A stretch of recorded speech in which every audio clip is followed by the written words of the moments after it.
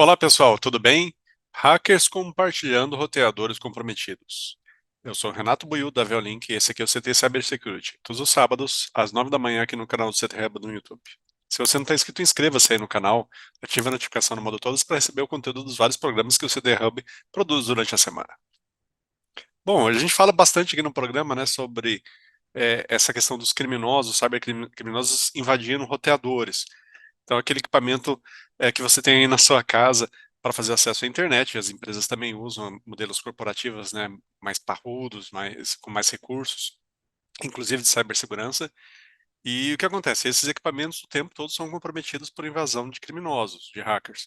E tem uma notícia interessante agora da Trend Micro sobre é, invasores, né, esses criminosos compartilhando, uns compartilhando com outros, é, infraestrutura de equipamentos comprometidos. Então, é, por várias razões diferentes, às vezes uma gangue, um criminoso invade um equipamento e acaba não tirando para si os benefícios dessa invasão diretamente. Ele vende isso, né, numa questão de aluguel ou de venda do uso de um equipamento comprometido. Então, o documento está bem interessante, eu vou compartilhar com vocês aí. E, como de costume, eu vou colocar na descrição do vídeo o link para vocês poderem acessarem e ler, né, aqui com cuidado, né, com atenção. Então, eles apelidaram isso aqui de roleta de roteadores, né, roulette, e eles falam que criminosos, cybercriminosos e nações-estados, ou seja, países, né, estão compartilhando redes comprometidas. Então, é bem interessante aqui esse caso, e ele está relatando vários casos diferentes, né? Aqui tem um resuminho bacana que ele fala, né? O grande problema é que esses cybercriminosos e esses atores que são financiados por estados, por países, né? Têm um interesse comum em roteadores comprometidos e para utilizá-los como uma camada de anonimização, ou seja, eles usam os roteadores para esconder outras atividades deles. Então, para tentar invadir uma rede, por exemplo, ou gerar um ataque DDoS, né, de negação de serviço, ao invés de disparar diretamente da origem deles, que seria facilmente detectado, não, eles utilizam uma infraestrutura comprometida. Então, parece que quem está fazendo a invasão, quem está fazendo o ataque, é o computador do seu Zé lá, ao invés da Coreia do Norte, por exemplo. Então, é bem interessante esse mecanismo, né? É, os cybercriminosos, eles alugam essa infraestrutura comprometida de roteadores para outros criminosos, né, para várias razões diferentes, e muito provavelmente também fazem essa infraestrutura disponível comercialmente como provedores de proxy residencial.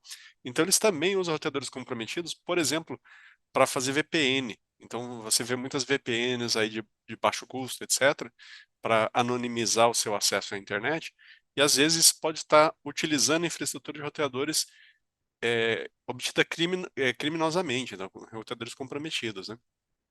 Tem o caso da Sandstorm, que o artigo menciona, né? O Sandstorm, ele usava uma rede de robôs de computadores comprometidos é, própria deles próprios, mas já o grupo Pawnstorm, por exemplo, ele utilizava uma rede através de uma botnet de roteadores do tipo de Edge da Ubiquiti. Eu falei aqui no programa sobre esse caso, né?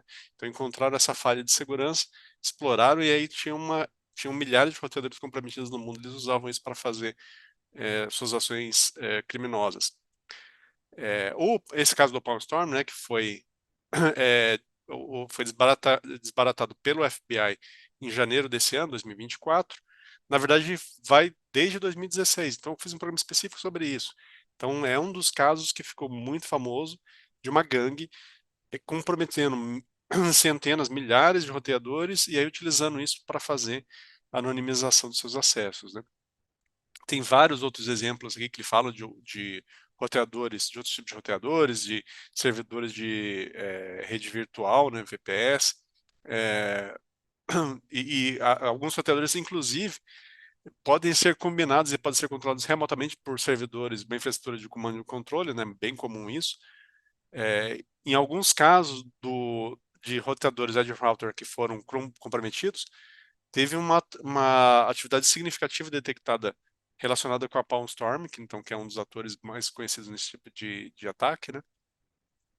E aí é importante, o artigo menciona você tomar aquele cuidado de detectar, se proteger e atualizar os seus roteadores para evitar esse tipo de problema, né? Então, o artigo aqui está falando vários casos, né, várias situações, o histórico que teve desse tipo de atividade, com menção a várias gangues, né, que usaram isso, e os tipos de ataque que eles faziam, né? Então, va- é, vulnerabilidade no SSH, que é o acesso remoto desses roteadores, falhas em hash de protocolo LNT-LVM, credenciais roubadas em sites de phishing, então aquele e-mail que você recebe, clica no link errado e acaba comprometendo as suas credenciais. Então, tudo isso os criminosos usam de uma forma bem criativa para ter acesso aos roteadores, né?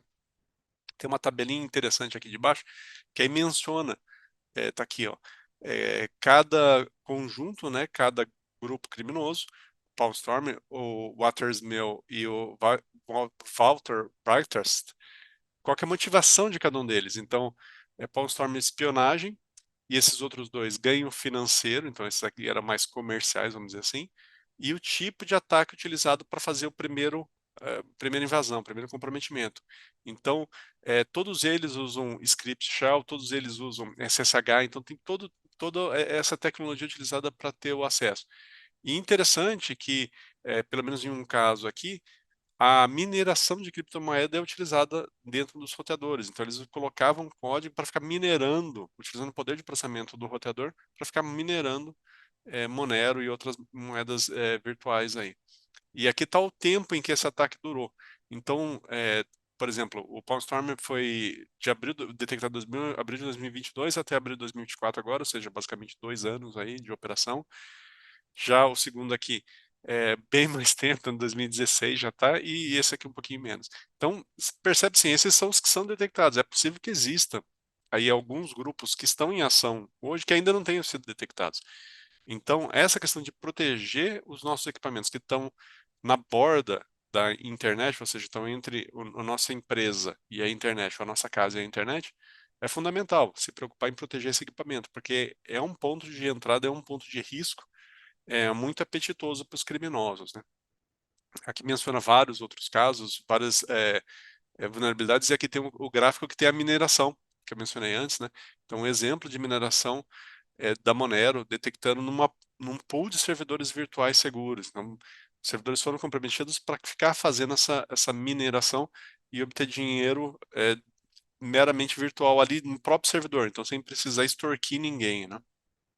Aí alguns casos de vulnerabilidades, como o SSH Door, que é uma vulnerabilidade baseada em OpenSSH, que tem tudo detalhe técnico, código-fonte aqui do que foi a vulnerabilidade, e inclusive algumas versões de OpenSSH fajutas, que foram criadas, como o backdoor não é um release oficial, foram criadas pelos criminosos como um OpenSSH, como um servidor para ser instalado dentro desses roteadores. Então, ao detectar uma versão dessa lista aqui, muito provavelmente o seu equipamento foi comprometido. Aqui tem a distribuição do tipo, do modelo, né, dos roteadores é, que foram detectados nesse comprometimento, então por modelo, né? Então tem aqui quais são os modelos que mais foram comprometidos. E aí o artigo termina mencionando aqui alguns casos que têm a ver, aí entra uma questão um pouco política, né? Com a questão da Ucrânia. Então, por conta da guerra da Ucrânia, etc., eles os criminosos fazem direto isso, né? Mas aqui no caso eles fizeram um, uma tela imitando de modo fidedigno, de modo idêntico, um provedor de internet, de e-mail, né, gratuito da Ucrânia.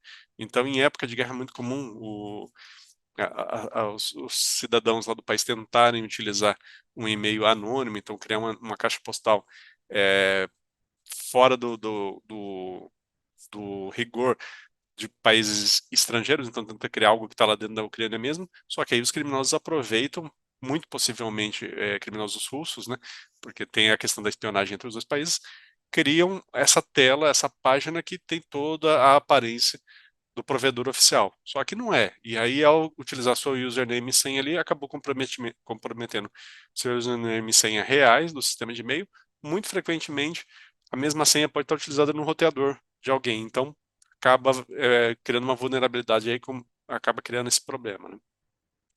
Bom, tem vários exemplos aqui.